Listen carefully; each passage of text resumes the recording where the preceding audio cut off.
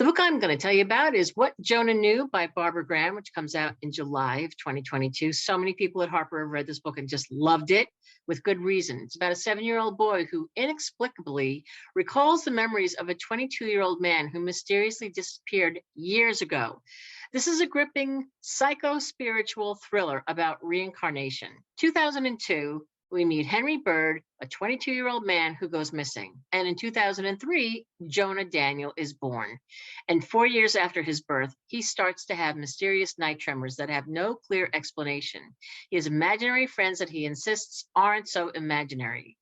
A psychologist suggests that perhaps the distress might not stem from delusion or hallucination, but rather a recollection of a previous life.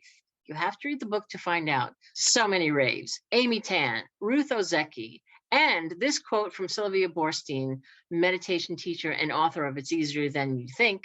As a Buddhist teacher and a reincarnation skeptic, I read it straight through, cheering the book's wit and complexity and wondering, after all, who knows? The Women Could Fly by Megan Giddings, out in August. You may remember Megan's debut novel, Lakewood. It was really beloved in the house, and we had such a fantastic reception for this first book of hers. It earned 2 NAACP nominations. This is her second book, and we hope to just really bring her to a wider audience with this one. It's a dystopian novel. It's got a little social commentary in it. It really speaks of our times, and it has witches. So after her mother disappears, Josephine Thomas hears every theory imaginable, including that her mother was a witch.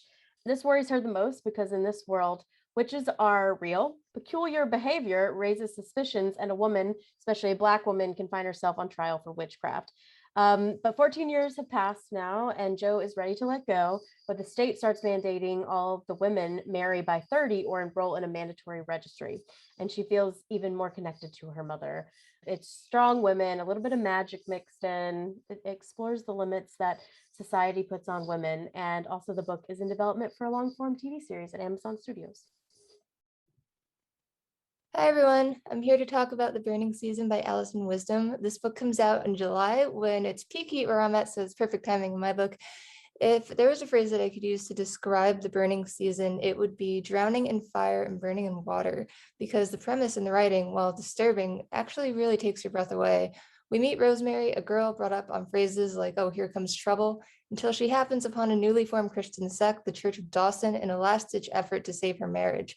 But this town is facing a peculiar kind of miracle. The houses are going up in flames one by one, and instead of calling for help, they're told to find God's blessing in the tragedy. But all Mary can really feel are the fires, both in the town and in herself, starting to take over. This book is unsettling, but it's supposed to be. It's thought-provoking, it's atmospheric, and it's layered. Alison actually drew upon knowledge of a Christian sect founded by some of her undergrad classmates, which in itself is kind of mind-blowing. Just read the first chapter and you'll understand what I'm talking about here. It's The Burning Season by Alison Wisdom.